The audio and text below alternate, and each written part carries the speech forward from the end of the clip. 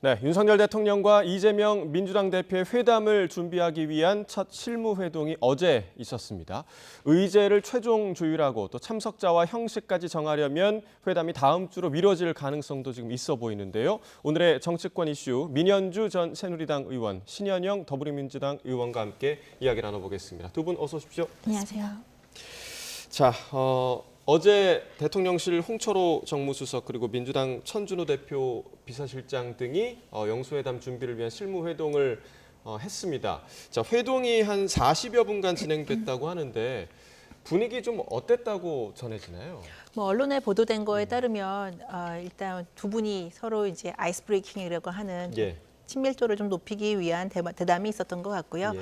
그다음에는 아무래도 지금 상황이니까 영수회담에 관련된 의제 설정에서 조금 논의가 있었던 것 같습니다. 예. 근데 모든 이런 이제 주요 면담을 앞두고 회담을 앞두고 사전 조율하는 거는 그렇게 쉽게 이루어지지는 결정이 나지는 않고요. 그래서 조금 시간이 필요하지 않나라는 생각이 듭니다. 근데 예. 홍철호 신임 정무수석이 워낙 친화력이 뛰어난 분이에요. 당내에서 당 안팎으로도 워낙 친화력이 뛰어난 걸로 평가를 받고 있기 때문에 예. 2차, 3차 회담 조율을 위한 미팅에서는 좀 더 성과를 보이는 그런 결과가 나오지 않을까 기대해 봅니다. 네. 민주당에서는 뭐 분위기 어땠다 이런 얘기 들은 거 없으십니까? 예, 워낙에 긴밀하게 예. 준비가 되어야 되는 부분이기 때문에 많이 이렇게 소문이 나고 있지는 않지만 기본적으로 처음 이루어지는 영수회담이기 때문에 양쪽 다 긴장감이 있는 것이죠. 네. 근데 그동안에 우리가 총선도 지나고 우리 국정 과제에서 산적한 현안들이 워낙 많다 보니까 예. 우리 국회가 그리고 우리 정치가 어떤 모습을 국민들한테 보여드리면서 더 나아가야 될까에 대한 고민. 그러다 보니까 그동안에 못다한 그리고 앞으로 해야 될 수많은 과제들에 대해서 좀 허심탄회하게 얘기하는 분위기였다라고 예. 들었습니다. 네, 못다한 이야기가 참 많이 쌓여 있을 것 같은데 사실 어제 그 첫 실무 조율이 이루어졌기 때문에 오늘이 수요일이란 말이죠. 그러니까 네. 사실상 이번 주에 영수회담 이루어질 거다라는 전망이 있었는데 지금 이번 주에는 좀 가능성이 없어 보여요. 어떻게 보십니까? 오늘이 수요일 오후인데 아직 이제 2차 면담이라든지 회담 준비를 위한 예. 그런 회동이 없었기 때문에 이번 주는 조금 어렵지 않나라는 전망도 저도 개인적으로 조심스럽게 하고 네. 있는데요. 중요한 거는 민주당 쪽에서 어떤 의제를 이제 제안하느냐가 사실 중요할 것 같아요. 근데 민주당에서 공식적으로 부인은 했지만 3+1이라는 의제를 지금 던진다라는 그런 이야기들이 있지 않습니까? 네. 언론 보도에 나오고 있는데 굉장히 토론과 논쟁을 할 수 있는 굉장히 주제들이고요. 정책적인 주제들뿐 아니라 정무적으로도 용산이나 국민의힘 입장에서 받기가 조금 쉽지 않은 그런 의제들이 포함되어 있는 거 아닌가라는 저는 개인적으로 평가를 합니다. 그렇다면 2차 회동, 3차 회담을 통해서 확실하게 조율이 된 다음에 만나는 것이 섣부르게 그냥 일단 만나고 보자 이런 거보다는 좀 나은 것이 아닌가라는 생각이 들고요. 예. 꼭 이번 주에 만나야 뭔가 성과를 이룬다, 국민들께 보답하는 길이다라고 생각하지는 않지만 다음 주 중으로는 좀 정리해서 국민들이 바라는 그 모습들을 좀 보여주셨으면 하는 바람이 있습니다. 네, 자, 확실한 의제에 대한 좀 정리가 이루어져야 한다. 그리고 3+1도 언급을 해주셨는데 민주당 내에서도 이제 어떤 의제를 올려야 하냐 좀 의견이 좀 분분한 것 같더라고요. 예, 워낙에 아젠다들이 산적하기 때문에 네. 무엇을 우선순위로 할 것인가에 대한 논의가 지금 활발하게 이루어지고 있다라고 이해하시면 좋을 것 같고요. 빠르게 만나는 게 꼭 중요한 건 아니지만 그래도 우리가 타임라인을 가지고서는 진행해야 되는 몇 가지 사안들이 있습니다. 예를 들어서 최상병 특검 같은 경우에는 지금 5월 달에 2일 날 본회의를 열어서 통과시키려는 계획들이 있고 그런 부분에 있어서 지금 진행 상황이 의장님도 긍정적으로 판단하고 계시기 때문에 이런 부분들이 우리가 조금 더 속도를 낼 필요가 있지 않느냐라는 면에서 좀 우선순위에 있는 것으로 보이고요. 예. 또 의료 대란에 대해서도 지금 4월 말까지는 각 대학에서 정원을 확정해서 교육부에 제출해야 되는 상황이기 때문에 이런 빠른 수습이 정치권에서도 조금은 소통이 돼야 그 방향에 맞춰서 우리 국민들이 혼란을 덜 느낄 것이다라는 것에 대한 좀 부담감을 저희도 갖고 있습니다. 예. 그리고 이번에 무엇보다도 총선 민심에서는 국민들께서 윤석열 대통령에게 국정 기조를 바꾸라. 라는 엄한 경고를 내리신 거기 때문에 저희는 제1당으로서 대통령 만나서 그런 부분에 있어서 진솔한 태도의 변화 국정에 대한 우리 국민들에 대한 우리 대통령께서 어떤 자세를 갖고 있는지 당연히 물어볼 수밖에 없고요. 그런 부분들이 또 사과로 연결된다면 더욱더 좋겠다라는 요구도 하고 있는 것으로 알고 있습니다. 예. 무엇보다도 우리 국민들이 하루하루 살기가 힘들기 때문에 민생 과제들 그리고 경제에 있어서 어떻게 활성화를 할 수 있을지 이런 정말 실질적인 논의까지도 하면서 국회 존중 그리고 국회 협력에 대한 공감대를 첫 번째에서는 이루어져야 되지 않을까 네. 생각합니다. 그러니까 이제 첫 만남에서 그런 구체적인 논의까지 이루어질 수 있을 것인가. 그러니까 이 부분에서도 이제 뭐 민주당 내부에서도 그냥 일단은 만남 자체에 좀 의미를 둬야 된다. 두 사람 사이의 신뢰 구축이 먼저다. 이런 의견도 좀 있는 것으로 알고 있는데 그 부분에 대해서는 뭐 어떻게 생각하세요? 예, 뭐 한 번에 모든 것을 다 해결할 수는 없을 예. 거라고 생각합니다. 이제 순차적으로 여러 차례 만나서 사안을 협상을 해야 될 거라고 생각하지만 예. 그래도 우리가 꼭 먼저 우리 총선 민심에서 어떤 것들을 국민들이 요구하고 있느냐, 예. 그리고 21대 국회에서 마무리해야 될 것들이 무엇이냐라고 했을 때 아젠다는 구체적으로 이야기할 수밖에 없을 거라고 생각합니다. 예. 그리고 워낙에 뭐 다들 여러 가지 현안에 바쁘신 분들이기 때문에 한 번 만났을 때 성과도 가져가야 된다라는 또 그런 부분도 있는 만큼 네. 저희 당에서는 그 최상병 특검법이나 아니면 이태원 특별법 그리고 지금 의료 대란에 대한 부분 그리고 국회에 어떻게 소통을 강화하고 거부권을 최소화하실 수 있을 것인지 예. 적어도 그런 기본적인 아이스 브레이킹과 함께 네. 앞으로는 국정 협력의 파트너로서의 존중을 상호로 할 수 있는 네. 적어도 그런 뭔가 확실성은 첫 만남에서 받아내야 되지 않을까에 대한 예. 그런 고민도 있는 것이죠. 네, 또 그런 의견도 있거든요. 그러니까 양당에서 민감해하는 사안들, 네. 뭐 이른바 이제 이채양명주에 해당하는 것들 중에 하나. 그러니까 그런 것들이 의제로 나올 가능성에 대해서 좀 어떻게 보시나요? 첫 만남에서 그런 얘기를 나눌 수 있을까? 사실 네. 그런 의구심도 좀 있는데 어떻게 보십니까? 그러니까 아까 안경께서도 말씀하셨지만 정성호 의원이 방송에 나와서 그런 얘기를 했거든요. 예. 굳이 뭐 의제를 설정을 해서 그걸 꼭 합의를 이룬다기보다는 일단 신뢰를 구축하는 것이 중요하지 않겠느냐. 예. 지난 2년 동안 서로 이제 직접적으로 이 회담을 통한 국정을 놓고 만난 적이 없는 두 분이기 때문에 그런 이야기는 저는 굉장히 주의 깊게 듣고 있고요. 그리고 정성호 의원이 이야기한 거는 이재명 대표도 어느 정도는 그 부분에 동의하는 것이 아닌가라는 그런 신뢰를 보낼 수 있는 저는 네. 발언이라고 생각을 해서 측근이기 때문에. 네, 예. 그렇죠. 최측근 중에 한 분으로 알려져 있기 때문에요. 근데 다만 얼굴을 보고 이재명 대표가 할 수 있는 얘기, 대통령 앞에서 할 수 있는 얘기가 정책적인 이야기가 더 우선됐으면 좋겠다라는 전 생각이 듭니다. 예. 아까 신 의원께서도 말씀하셨지만 이번 총선의 민심이 뭐 대통령과 정부 여당에 대한 국정 기조의 변화를 요구했다라는 점은 저도 충분히 동의를 하고요. 그렇다면 정책적인 대안이라든지 정책적으로 부족한 부분 또는 미래지향적인 부분에 초점을 맞추는 것이 국민들께서 보고 싶어하는 모습일 거라고 생각을 합니다. 근데 그렇다면 이재명 대표나 민주당의 개인적인 뭐 한풀이 이런 의제보다는 저는 일단 국민들의 지금 힘든 부분을 덜어주는 그런 의제 중심으로 먼저 신뢰를 쌓는 그런 회동이 되기를 기대해 봅니다. 네, 자 이러한 상황에서 이제 이재명 대표 오늘 최고위에서도 대통령실과 국민의힘을 향해서 최상병 특검법 수용을 촉구를 했는데요. 여야의 목소리를 들어보시고 계속해서 이야기 나눠보겠습니다. 국민 세 분 중에 두 분이 최혜병 특검 사건 특검에 찬성하고 있습니다. 21대 국회가 끝나기 전에 특검법 통과를 해서 반드시 진상규명을 시작해야 됩니다. 이것이 바로 이번 총선에서 나타난 국민의 뜻입니다. 특검을 하지 않을 수가 없는 상황인 것 같습니다. 다만 야당이 제출한 특검안을 보면 그런 법리적으로 문제된 조항들이 많고 매우 정파적으로 기울어져 있는 그런 법안이기 때문에 그런 것들은 이제 빨리 뜯어 고쳐야 되겠죠. 자, 이번 총선 압승 이후에 이제 민주당을 비롯한 야권에서 가장 밀어붙이고 있는 법안이죠. 최상병 특검법. 이재명 대표가 진실이 드러나고 있다. 이렇게 얘기를 했다고 하는데 어떤 부분을 구체적으로 좀 얘기를 하는 겁니까?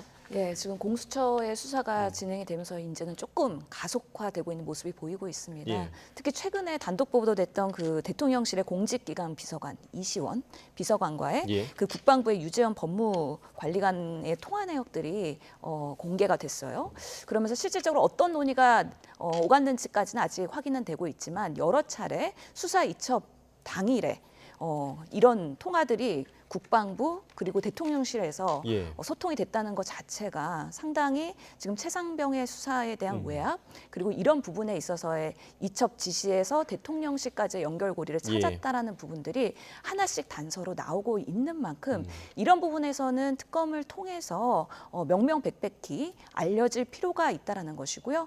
아직까지 이런 부분에 있어서 지금 대통령실이나 아니면은 여당의 입장이 명확하지가 않습니다. 그렇기 때문에 이런 부분들은 공수처 수사뿐만 아니라 특검을 통해서 제대로 규명될 필요가 있다. 특히 지금 총선 끝나고 나서는 야 6당이 모두 합쳐서 이 특검이 필요하다라는 기자회견도 하지 않았습니까? 예. 이게 국민의 목소리고 민심이다라고 생각을 하고 있고요. 이 사안에 대해서는 아마 국민의힘의 일부 의원님들도 부인하지 못하고 수용해야 된다라는 내부의 자성의 목소리가 있기 때문에 예. 충분히 5월 2일에 본회의가 열리면 통과될 수 있는 여지가 있다라고 생각을 합니다. 자, 통과될 수 있는 여지가 있다. 반드시 좀 처리하겠다라는 입장을 강경하게 지금 밝히고 네. 있는 건데 국민의힘의 대응 전략은 좀 뭘까요? 국민의힘 지도부는 여전히 반대하고 있는 것 같아요. 예. 그런데 저는 개인적으로 이건 전향적으로 생각하는 것이 맞다라고 보여집니다. 그래야 정부 여당이 국민의 신뢰를 회복할 수 있는 길이라고 생각을 하는데요. 지난 총선 때도 여러분들이 다 말씀을 하시지만 사실은 그 이중섭 국방부 장관이 호주 대사로 임명되면서 그걸로 인한 여론이 많이 꺾였거든요. 민심이 많이 꺾인 부분이 있습니다.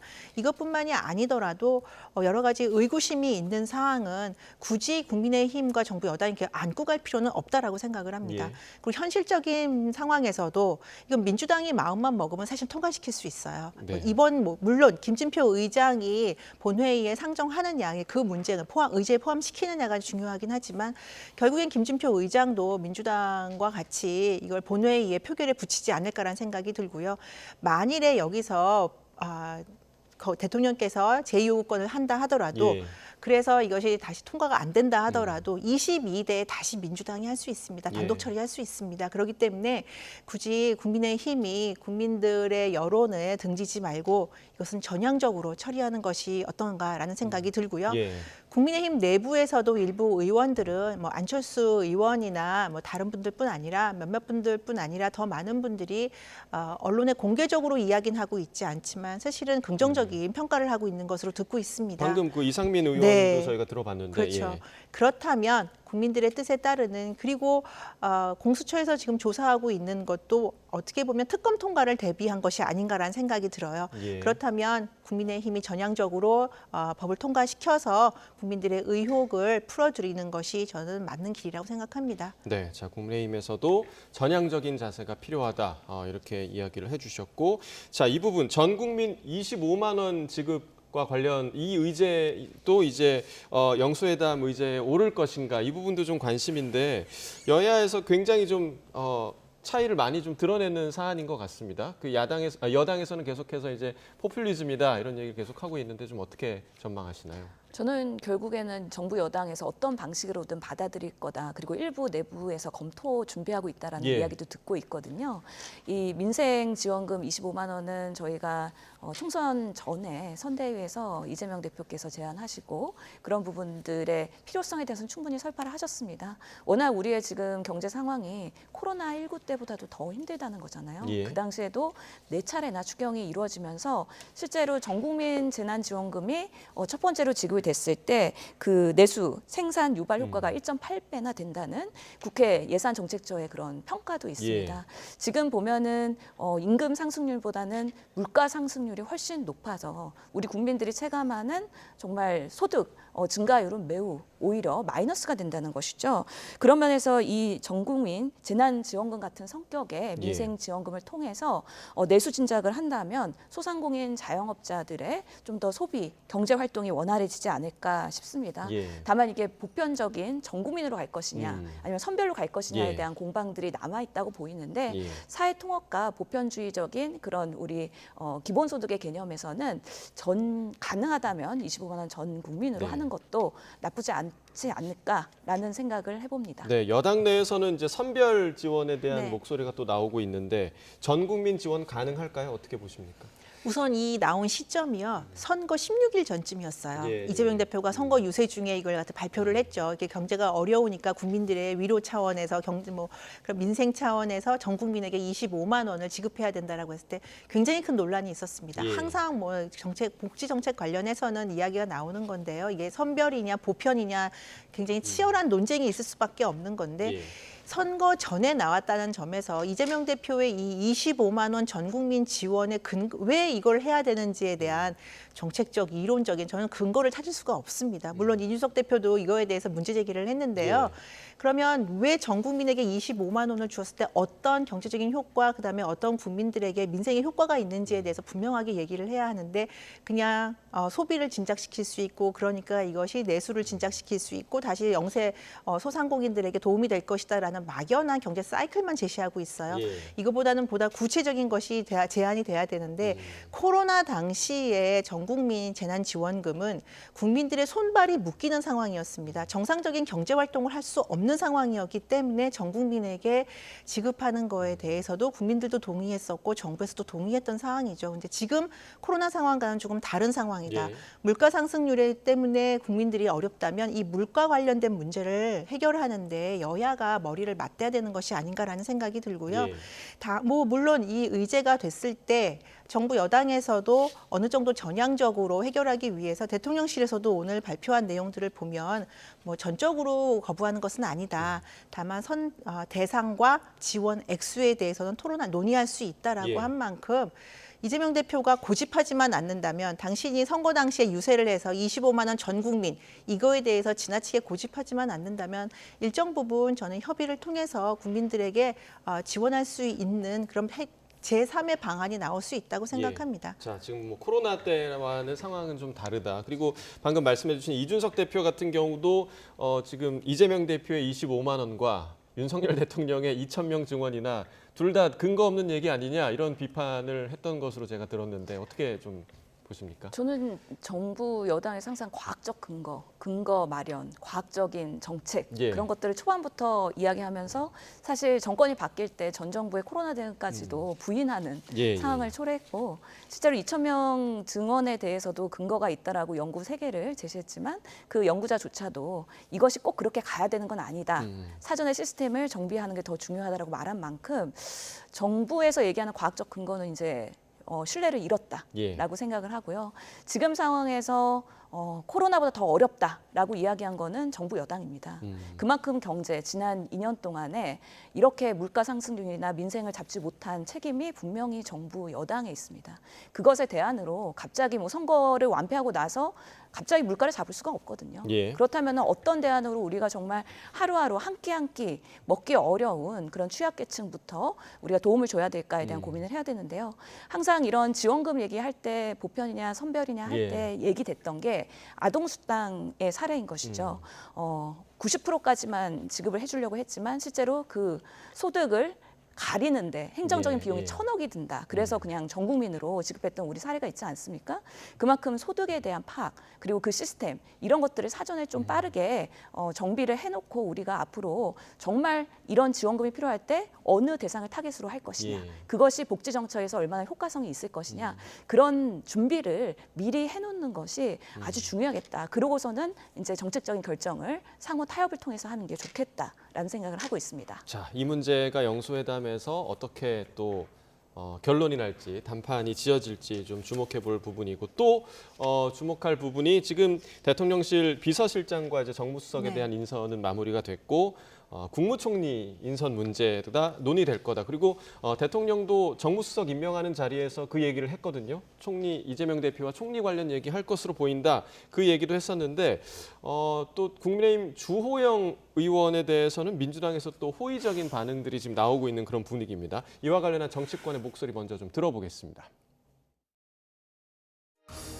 민주당의 주류의 핵심 의원들이 그런 말씀하신 거 좀 놀라기도 했습니다. 민주당과 많이 부딪히기도 하고 그런 난관을 다 거쳐왔습니다. 그 과정에서 아마 민주당에서도 그렇게 몰아붙이고 하면서도 주호영 원내대표 어떤 상호 신뢰 같은 게 생긴 것 같습니다. 대통령하고 조금이라도 눈밖에 혹은 옆길로 서 있었던 사람은 안 한다. 주호영 총리 카드도 저는 실제로 검토하고 있지 않다고 봅니다. 자, 지금 국무총리 후보군으로 거론되는 인사들이 누가 좀 있나요? 어떤 분들이 있죠? 뭐 여당의 중진 의원님들은 많이 계시죠. 지금 말씀하신 주호영 의원 계시고, 예. 그다음에 이주영 전 의원 계시고, 전 해수장관 계시고, 그다음에 권영세 예, 의원도 예. 거론되고 있죠. 이런 분들은 대체적으로 공통점을 찾는다면 여당 내에서 굉장히 합리적인 의사결정을 하는데 많이 이제 참여하셨던 분들이고, 그리고 사실은 권영세 의원을 빼놓고 두 분은 영남 지역구를 예. 두셨던 분들이거나 지역구를 두고 계신 분들이에요. 이제 그럼에도 불구하고 국민의힘 내에서 수도권 중심으로 한 뭐 개혁적인 목소리라든지 아니면 중도 세력을 중심으로 한 이런 정책적인 데서도 많이 동의를 해주셨던 분들이기 때문에 아마 예. 민주당에서는 조금 더 편안하게 같이 정책을 논의할 수 있지 않을까라는 기대감을 갖는 것 같습니다. 그래서 예.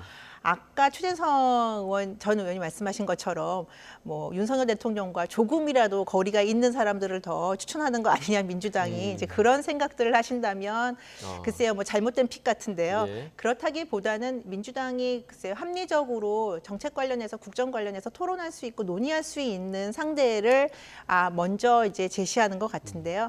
이번에 영수회담에서 저는 분명히 이 의제도 논의가 될 수 있을 거라고 생각을 하고요. 네. 지금 거론되는 분들 어느 분이 사실 총리 후보로 지명이 돼도 여당 입장에서는 놀라울 일은 전혀 아니고요.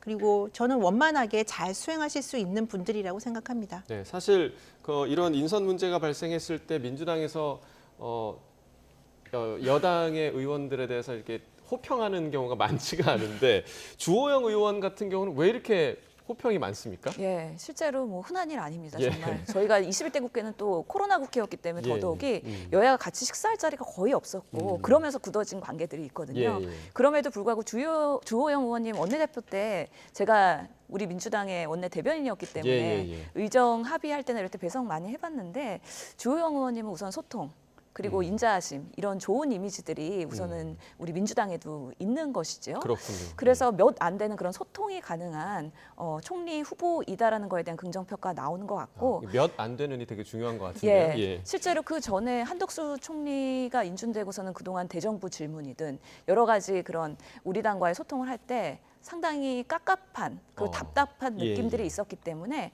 정말 대통령실이 바뀌고 있다.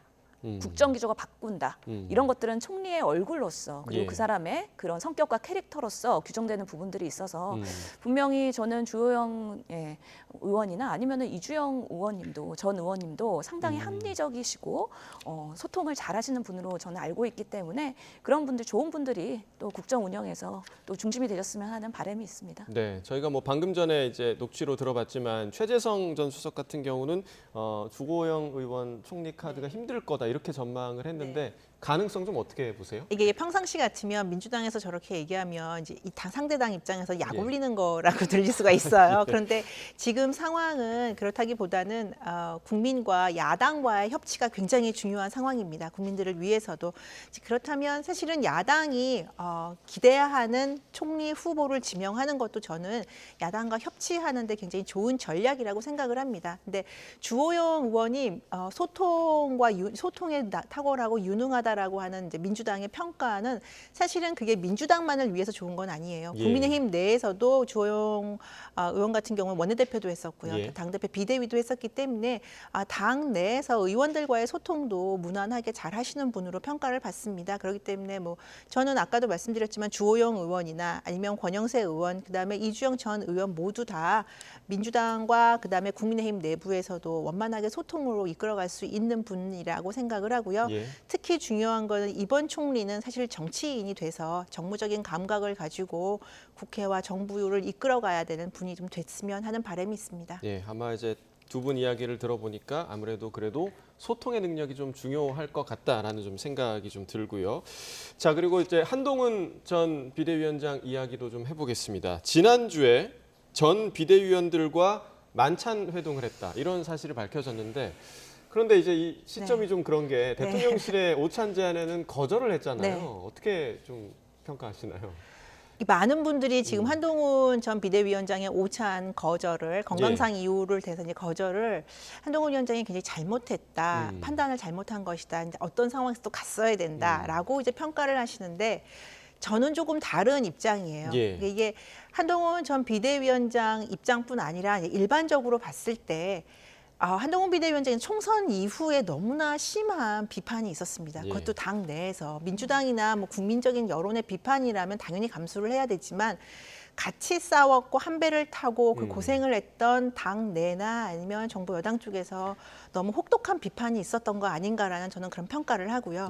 그리고 직전에 무슨 배신자라든지 이런 사실은 입에 담기 어려운 그리고 정치인들이 해서는 안 되는 그런 단어 평가를 했던 상황에서 갑자기 그래놓고 밥을 먹자, 식사하자라고 제안을 하는 것이 이게 과연 맞는 것인가라는 저는 생각을 하고요. 게다가 물론 대통령실이나 대통령께서 직접 말씀을 하신 건 아니지만 뭐 홍준표 대구지사님이나 뭐 시장님이나 이런 분들을 통해서 너무나 혹독한 비판이 있었던 부분에서는 여당 내의 분열을 초래한 거는 먼저 그 부분이 먼저 있었다라고 생각을 합니다. 근데 이게 뭐 한 번의 그런 건강상의 이유 때문에 뭐 이루어지지 않았다고 해서 앞으로도 만나지 못할 거는 아니고요. 그리고 뭐 비대위원들과의 식사 자리가 언론에 이렇게 공개된 것은 사실은 한동훈 전 비대위원장의 의도도 있는 것이 아닌가라는 생각은 들어요. 그러니까 본인도 본인의 역할을 충분히 했고 그거에 대한 책임도 다 지고 있는데 나에 대해서 이렇게 과도한 비판을 하는가에 대한 섭섭한 마음 이제 이런 것들이 표현이 된 거라고 생각하고요. 지금이 뭐 언제 뭐 예전처럼 봉건 사회겠습니까? 그렇다고 해서 대통령이 부른다고 해서 항상 가야 되고 그런 상황은 시대는 아니니까요. 앞으로의 만남은 전 충분히 가능하다고 생각합니다. 그래서 뭐 이거는 그냥 하나의 이벤트 사건으로 그냥 지나가는 것이 아닌가라는 생각을 합니다. 자, 치열한 경쟁을 했던 당에서는 지금 한동훈 전 위원장의 행보를 좀 어떻게 보고 계시나요? 대통령과의 기싸움을 하고 있는 거라고도 보일 수 있을 것 같습니다. 그래서 아무래도 선거가 끝나고 나서 참패에 대한 그 책임을 한동훈 위원장한테 다 씌이다 보니까 본인은 억울하기도 하고 답답하기도 하고 누명을 씌인 것 같기도 하고 복잡한 속내가 분명히 있을 거고요. 이런 부분들을 정리하는 데는 시간이 충분히 필요하다라고 생각해서 아마 함부로 쉽게 이렇게 공개 행보를 하기는 부담이 됐을 수도 있다. 그리고 민주당 내에서나 아니면 우리 국민들은 이번에 민주당이 압승한 이유는 사실 윤석열 대통령이 민주당의 선대위원장 아니었냐 이런 얘기를 하거든요. 그만큼 윤통의 그런 국정이나 불통에 대한 비판 때문에 이번 선거가 이렇게 민주당이 잘해서가 아니라 정말 윤석열 대통령의 문제로 인해서 결과가 나온 거라고 이야기하는 분들도 많은데 개인적으로 한동훈 위원장 아무래도 대통령 원망스럽겠죠. 근데 본인도 이제 자천됐던 경험들이 있기 때문에 이번에 또 감내하겠다. 라는 또 뭐 입장이 분명히 있을 거라고 생각을 하고요. 다만 인간 만사가 또 새옹지마기 때문에 또 언제 이렇게 올라가면 또 언제 이렇게 내려올 수 있는 그런 여러 가지 시기가 있기 때문에 그런 부분에 있어서 본인이 다음을 준비한다라는 의미에서의 또 메시지도 있는 것 같습니다.